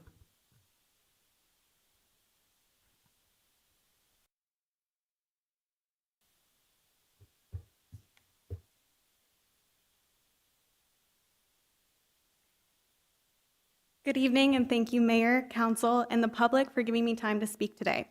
I'm honored to be part of this list of passionate, caring citizens who want to work to continue the great work of this entity and to invest more in their community. My name is Brianna Dorn, and I am excited at the opportunity to bring enthusiasm, connections, and creativity to Brookings City Council. I came to Brookings in 2014 as an SDSU student and have been fortunate enough since to stay and deepen my roots in this community. I work in the nonprofit field, actively creating holistic, sustainable solutions to some of our community's most pressing social issues, including youth development, financial stability, housing, food security, and mental health. I also work in a downtown retail store and have recently started my own business. I have volunteered with a variety of groups, including the Disability Awareness Committee, Brookings County Youth Mentoring Program, Brookings Area Crime Stoppers, Council of Nonprofits, Mental Health Coalition, and more.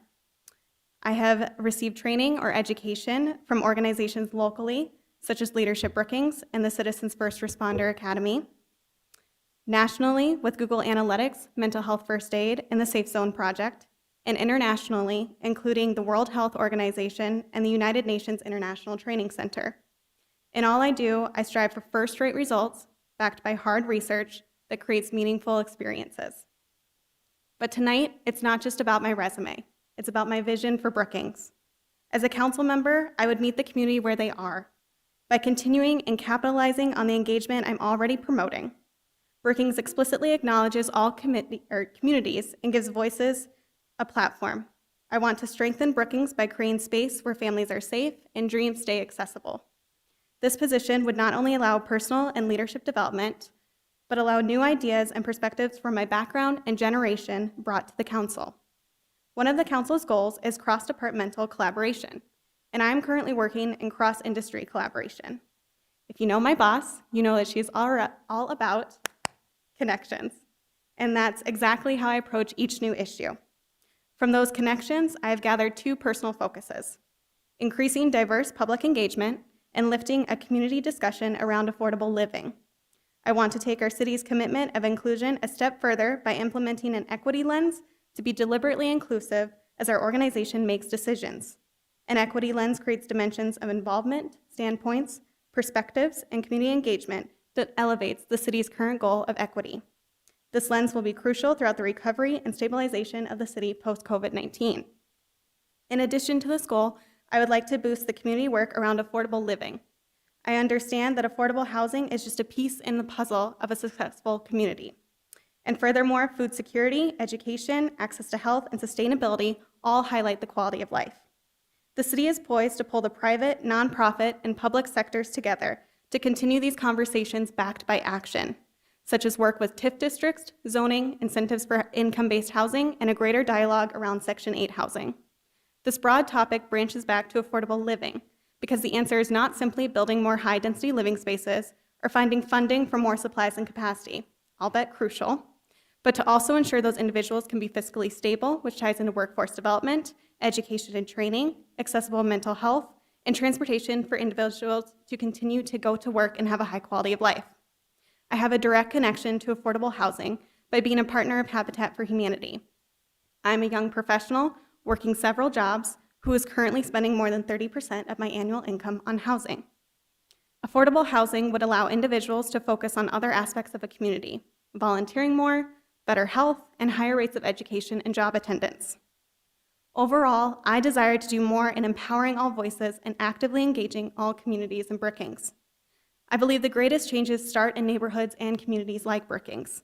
And as an SDSU graduate and community member, active citizen, and voter, I want to ensure that Brookings continues to be a positive precedent in South Dakota. Brookings is built on connection, hard work, and dreams, and that's exactly what I plan to bring to council. Thank you.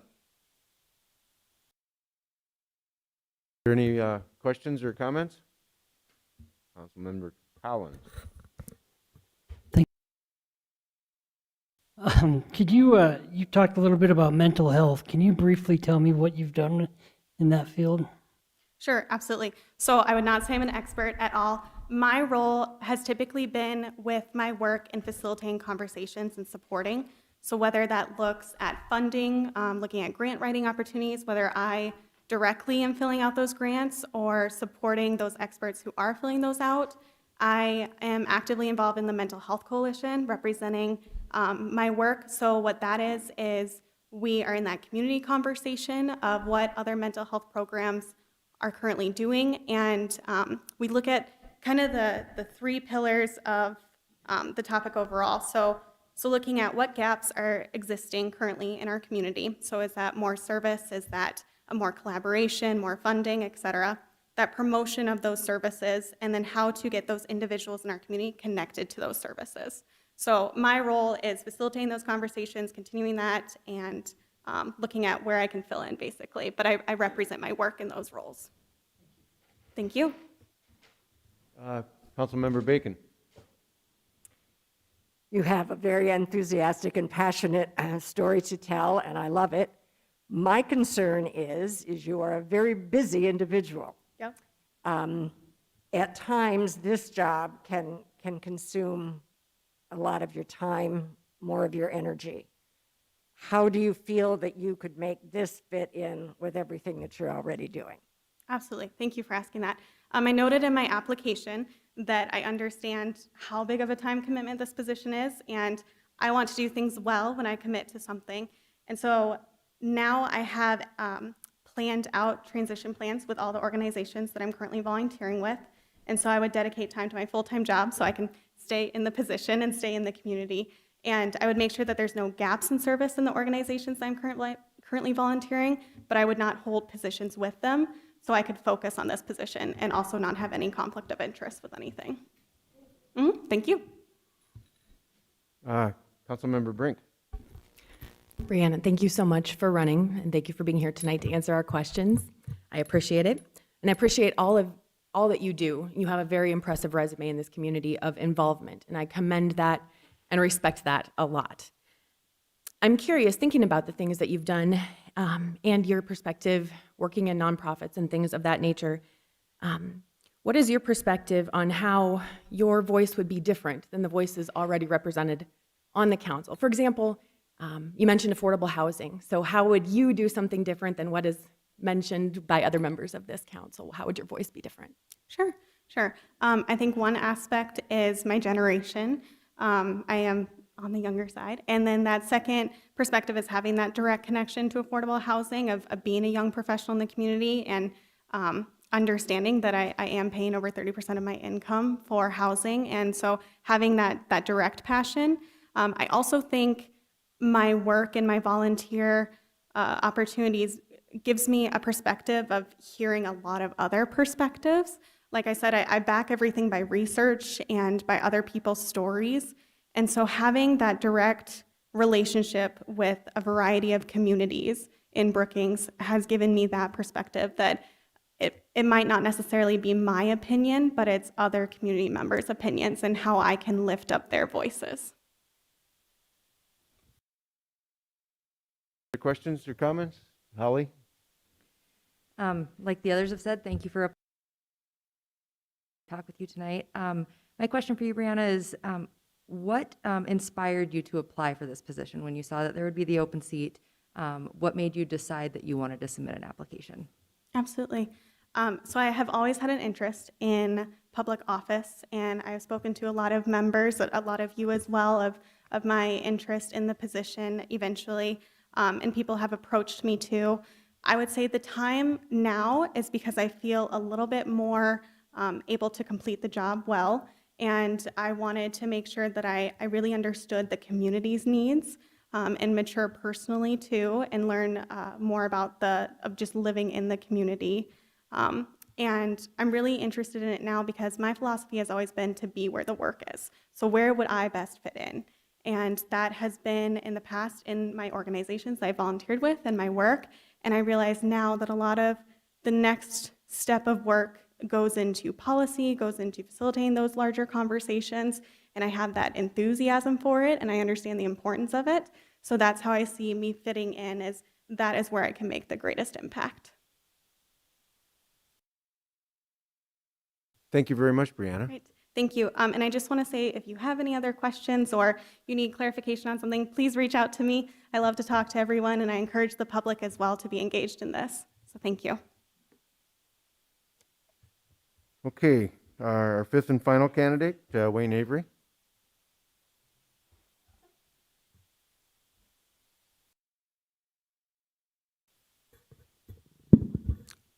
Well, thank you. I am Wayne Avery, as the mayor said. I've lived in Brookings for 43 years. I have been married to my wife, Sherry, who is in the audience, for 30 years as of today. So since 30 years ago today. How about that? So we enjoy living in Brookings and are truly believe that Brookings is someplace special.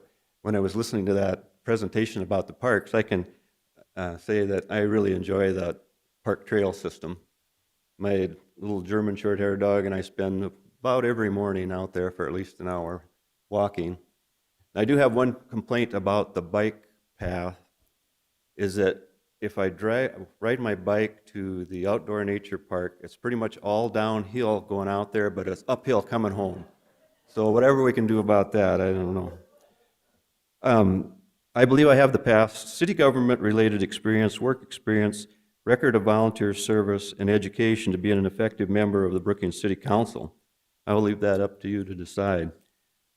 I have served on the Brookings Planning and Zoning Commission for 5 years, with 1 year as chairman of the commission.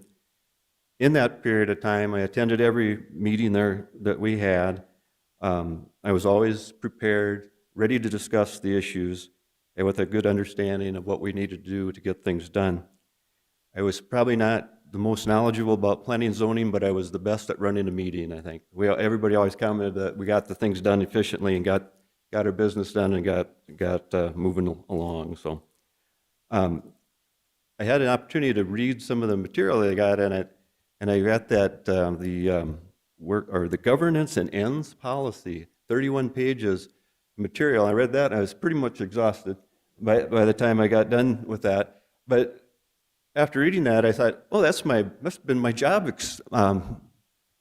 position for the last how many years, you know, and all those kind of things where you have to work with a team and you have to study the issues and you have to get the facts. I mean, that's what I did in my banking career. I spent the bulk of that career after getting my Bachelor of Science degree in economics from South Dakota State. I went right into a banking job, did a lot of different jobs in the bank. For the last 35 years, I've been a business banker. So I've worked with a lot of different businesses, from very small businesses to startups and people that needed a lot of help, to people in large businesses that didn't need a lot of help, but they just needed me to get things done for them. And that's what I did. It was always, I always enjoyed the challenge of trying to take an idea and make it work. In my position, I only had a certain amount of authority, So if I wanted to do a bigger project, I had to convince somebody else that these guys know what they're doing. I know what I'm doing. Let's get this done for them. A lot of times we worked with various programs. We worked with government guaranteed loans, a lot of different things, and we always tried to just give service. I really think I understand a lot about economic development. I worked within a well-defined system with established policies, procedures, and I'm used to that. I think that's what the council has to do. No one council member can run off and make new policies. It's all this is a group decision. Once the decision made, you support that decision, and you go forward. It's a forward-looking body. You make policies for the future, and I can see that we have some real challenges with this marijuana issue. Looks like there's a lot more questions maybe than answers at this time, but I've been in a lot of volunteer organizations over these many years. Just to highlight a few of them, I was chairman of the Advance Foundation for, I believe, 14 years, still a board member. One of our most recent accomplishments was the building of the Franklin House on South Main.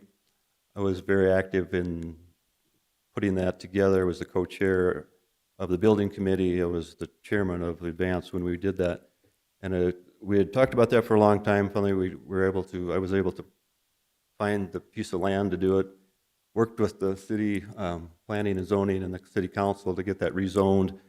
Did a major part of the fundraising effort, and now that's a reality. So that I'm proud of. I worked with Pheasants Forever as a treasurer of that organization for 25 or 30 years.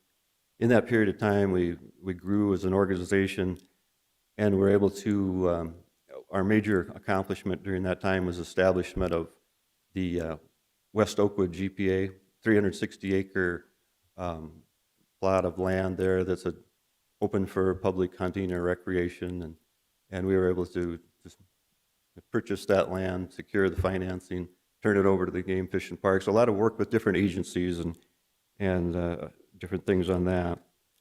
I have been chairman of the United Way, and the year that I happened to be that was 2001.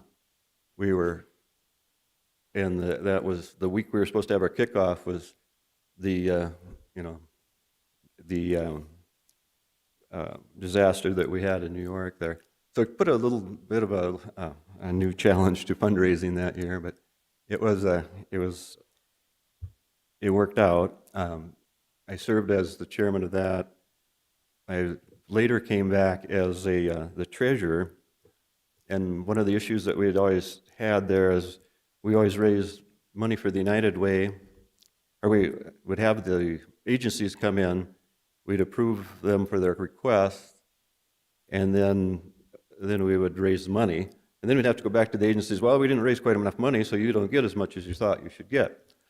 Well, when I was treasurer, I thought, well, that doesn't really make a lot of sense. Why don't we do it the other way and raise the money first and then allocate it? And then that change was made. So it wasn't a real complicated issue, but it was another example of trying to find a solution to a problem.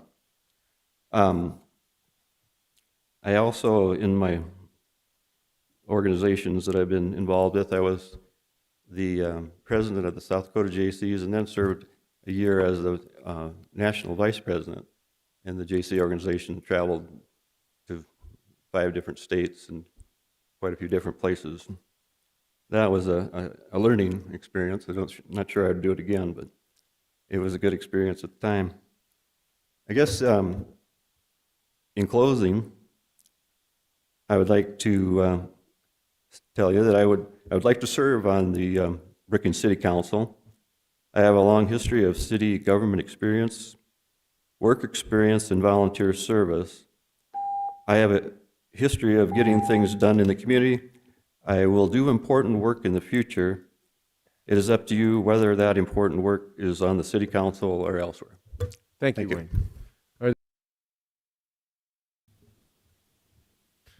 Councilmember Collins. I don't really have any questions, but I just wanted to say thank you for reaching out to me.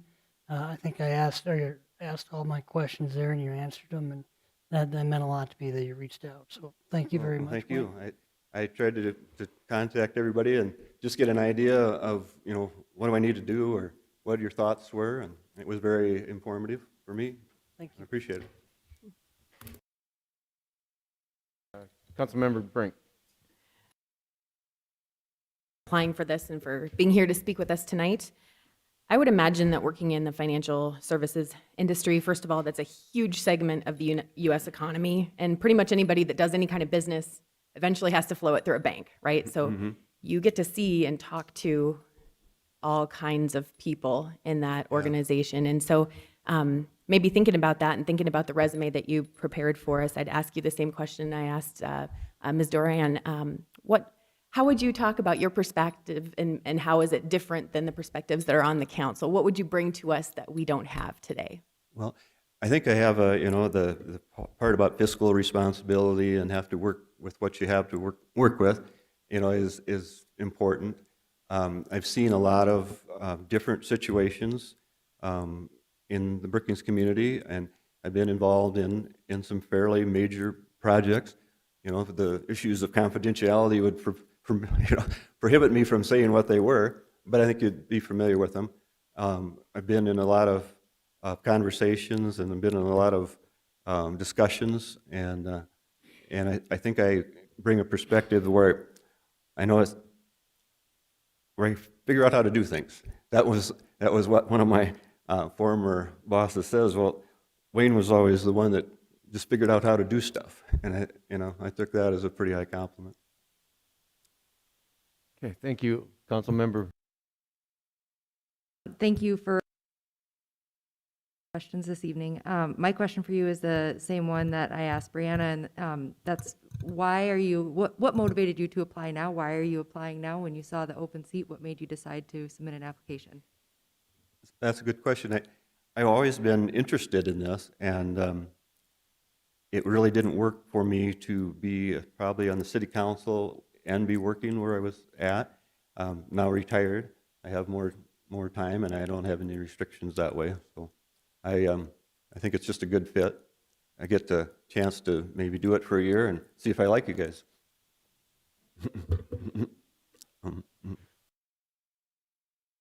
I'd like to, if anybody else has any questions, I'd like to thank all five candidates, all four that were here tonight, and also Julie, and able to give us an oratory from via our city clerk. This is not an easy position. It never has been. I've been on this council for 10 years and now mayor, and it is an honor to serve the city, and I know that all five of you would love to do that, but we only have one position open. So I know that we will deliberate this and vote on next meeting, correct? All right. So Holly, please. One thing I would just find it very helpful to have comments from the public, as the public has now heard from all of the applicants. And so if you do have thoughts on who should be appointed, I would definitely encourage the public to reach out to us. There is the city council email that folks can submit comments to, and that email goes to everyone on the council. And so I would definitely encourage the public to provide feedback and comments on who they would like to see appointed. Okay, so close that discussion and move on to open forum. Is there any member in the public who wishes to address the council on an item not listed on tonight's agenda?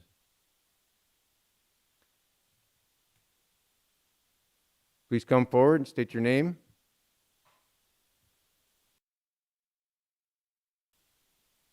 Yeah, my name is Zeno Wicks, and I think I crossed paths with most of you. I'm just here to be excited about Nick Wendell and his idea of getting our bike lanes done. It was in 2006 that Chris Dugard presented to you all. I don't know as any of you were here at that time. Certainly our lawyer was. And Since that time, we've done a pretty decent study, as well as Caleb Fink spent a good period of time on it as well. And contrary to some conversations, there is an awful lot of students who would be riding bikes if we put together some plan. And this one suggestion I would simply have is that if we just took 8th Street all the way from the Veterans Memorial all the way down to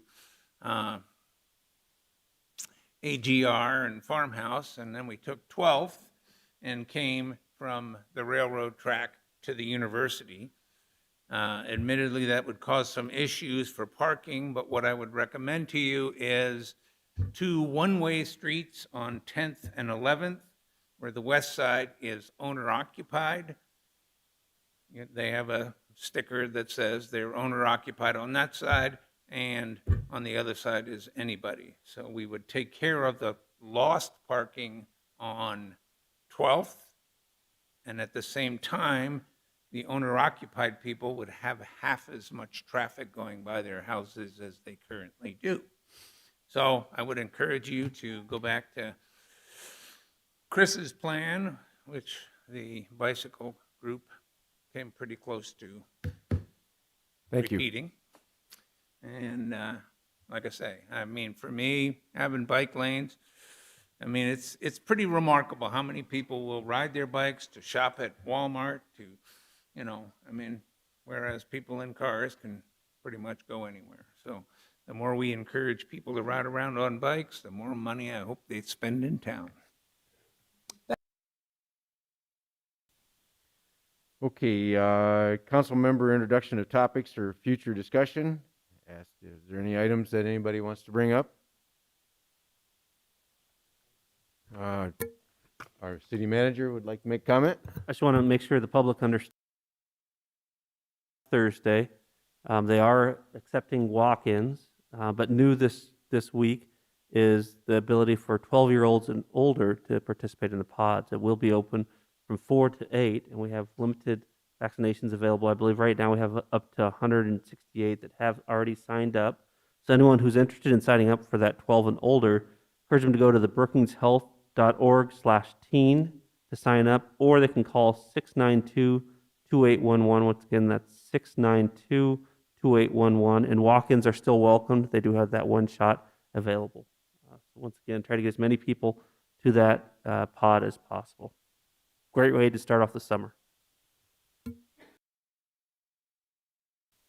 Okay, any other comments or questions? All right, so our next meeting next week is 6 o'clock on the 25th. We will have a report first quarter from the financial officer. We have 3 items that are first readings. 1 contract change order, which is the venue management services at Swift Health Center. We do have a BMU bond retirement that will be presented, and then action on the vacant city council seat. And now I would like we are going to go into executive session, and we are going to adjourn right after the executive session. There will not be any business after that, so we'll be entering in. Do I say this before we? Yeah, I do that before I ask motion.